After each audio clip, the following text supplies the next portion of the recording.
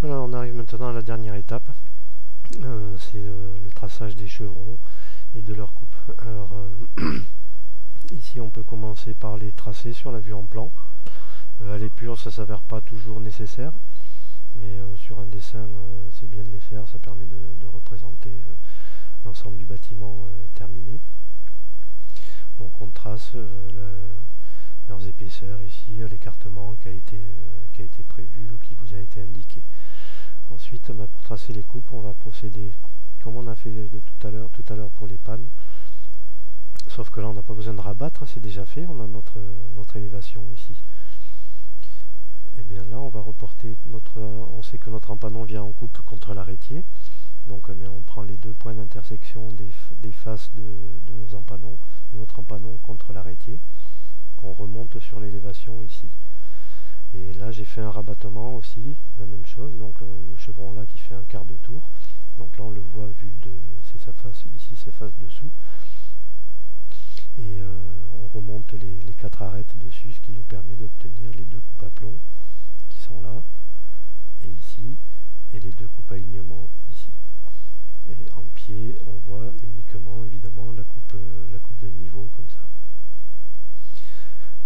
Voilà, pour obtenir toutes les longueurs, ensuite, une fois qu'on a ça, il suffira de remonter le point le plus long ici à chaque fois, hein, on ne reporte jamais le point le plus court, c'est toujours le plus long qui compte.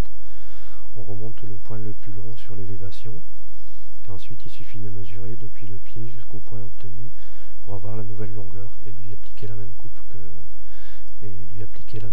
qu'on avait fait précédemment. Donc à chaque fois le plus long, le plus long, le plus long, qui nous donne un trait ici, et on mesure, on trace la coupe, on mesure, on trace la coupe, on mesure, on trace la coupe. Et voilà, alors une petite vue en 3D de ce que ça représente. On le voit ici, notre empanon étant là.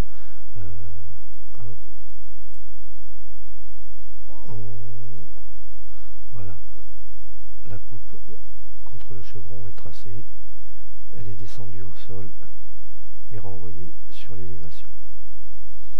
Donc là vous pouvez aussi le tracer contre l'arrêtier, c'est-à-dire que vous pouvez remonter la face la plus longue ici sur l'élévation, en faisant attention à déporter en prenant bien la face ici et la face là-haut.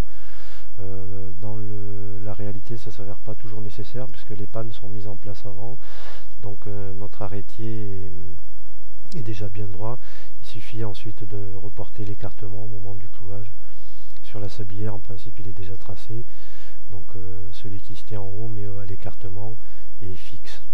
Quand je mets à l'écartement, je fixe, je mets à l'écartement, je fixe. Mais vous pouvez aussi tracer, ça n'a pas d'incidence, c'est bien pratique même pour quelqu'un, parfois si vous travaillez tout seul sur les petits empanons.